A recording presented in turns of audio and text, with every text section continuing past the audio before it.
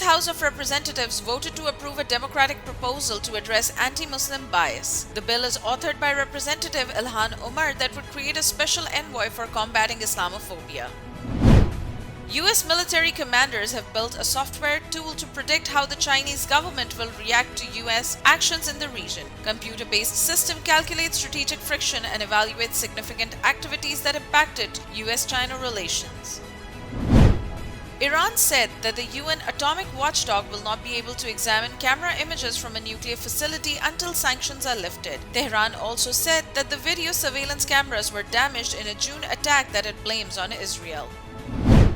Saudi Arabia sent 2 aircraft carrying humanitarian aid to Afghanistan. Kingdom state-run relief center said Saudi humanitarian air bridge will see a total of 6 planes deliver more than 197 tons of aid to Afghanistan.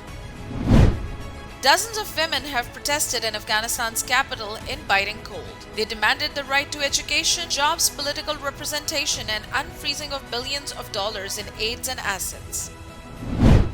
Western allies have rejected Russia's attempt to thwart Ukraine's NATO ambitions. NATO and European Union leaders urged Moscow to return to French and German-mediated talks to defuse growing tensions on the Russia-Ukraine border. Removal of Canadian teacher for wearing hijab sparks widespread outrage and protests in the town of Chelsea. Fatima Anwari was told that her hijab violates the provisions of a controversial secularism law of Quebec. 27 people are feared dead after a blaze at a building in a commercial district of the Japanese city of Osaka. The fire engulfed the clinic that provided mental health services and general medical care. Up next, we have the national updates.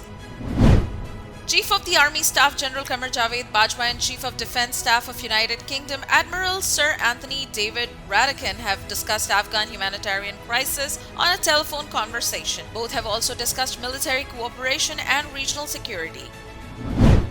Pakistan Air Force is determined to make the country's airspace invincible. PAF will add J-10C aircrafts to its fleet next year. Chinese-made J-10C identifies multiple targets simultaneously and is equipped with PL-15 missiles. The Secretary-General of the Organization of Islamic Cooperation has reached Islamabad. Hussein Brahim Taha will attend a meeting of the OIC Council of Foreign Ministers on December 19th. Prime Minister Imran Khan has visited the municipal stadium Skardu. The Premier said that the progress of underdeveloped areas is first priority of his party Pakistan Tehreek-e-Insaf. The government of Pakistan has decided to suspend mobile phone service in the federal capital for 3 days. The decision came on account of the Organization of Islamic Cooperation Foreign Ministers Conference. 2 weeks prolonged protest in Gwadar ends after approval of demands. Chief Minister of Balochistan Mir Abdul Quddus Bizinjo signed the agreement to impose ban on illegal functioning of Gwadar's resources. Students in Sindh with lower grades will be given a second chance. Students with less than 45% marks in intermediate will be able to appear in special exams that could improve their grades. These students will be given at least 3 chances. High-speed internet will be provided to 3 motorways of Pakistan. High-speed mobile broadband access to 54.92 kilometers of unserved road segment that passes through the districts of Sheikhupura, Nankana Sahib, Faisalabad, Toba Tek Singh and Khanewal. In an amazing scenario, 6 sisters get married to 6 brothers in Multan. 6 love marriages took place with the cousins on the consent of parents and relatives. Equal justice under law. We haven't yet lived up to that promise marginalized communities across our nation. I'm Faisal Gill. I saw how the color of your skin, so I went to law school because I wanted to fight to make the law work for all, because I wanted to give back, because Black lives matter, because we need to incarcerate less and educate more. Deserves justice. Up next, we have the health updates. The highest number of kidney stones ever removed from a patient is recorded in India. As many as 156 kidney stones were removed from a 50-year-old patient at renal care facility in Hyderabad. Top US health experts preferred mRNA COVID vaccines to Johnson & Johnson's jabs. The FDA found that evidence linked Johnson & Johnson's vaccine to a rare form of clotting, and its side effects were not limited to females alone. Up next, we have the updates on science and technology. Facebook parent Meta has shut down some 1,500 accounts tied to cyber mercenary, companies accused of spying on activists. These Facebook and Instagram accounts were linked to 7 firms allegedly involved in digital snooping. Several of these firms are based or founded in Israel. Up next, we have the sports updates. Postponing the West Indies series will have no impact on Australia's upcoming tour of Pakistan next year, said Pakistan Cricket Board. The ODI series between Pakistan and West Indies is postponed after 5 more visitors' squad members tested positive for coronavirus. Pakistan's opening duo Babar Azam and Mohammad Rizwan added more feathers to their caps. They break records as batting partners and as individual batters while playing with West Indies in the third T21. The opening stand of 158 was a 6th century stand between the pair. Pakistan's Minister for Information and Broadcasting Chaudhry Fawad Hussain has congratulated boxer Usman Wazir on winning Asian title and Boxing Council Middle East title. The minister said sportsmen like Usman Wazir and Asif Hazara are pride of Pakistan.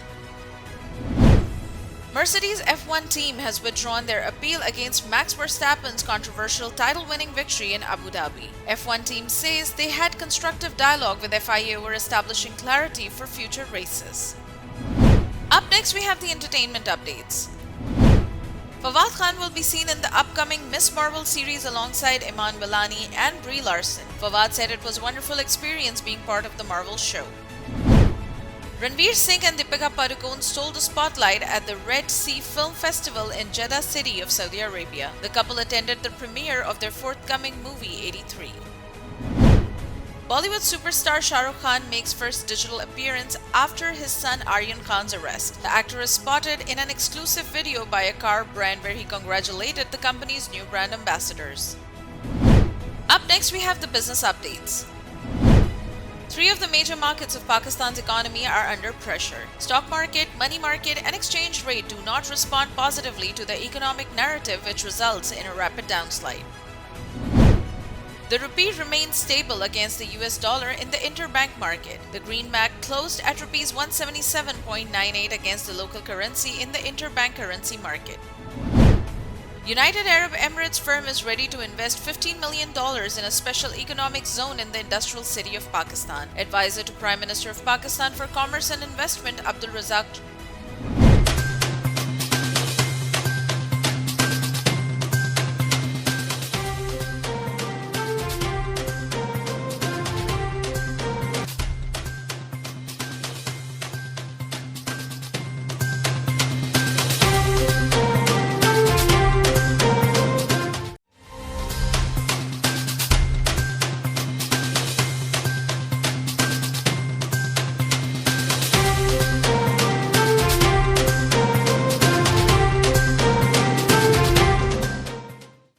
Equal justice under law. We haven't yet lived up to that promise, marginalized communities across our nation. I'm Faisal Gill. I saw how the color of your skin, so I went to law school because I wanted to fight to make the law work for all, because I wanted to give back, because Black lives matter, because we need to incarcerate less and educate more. Deserves justice.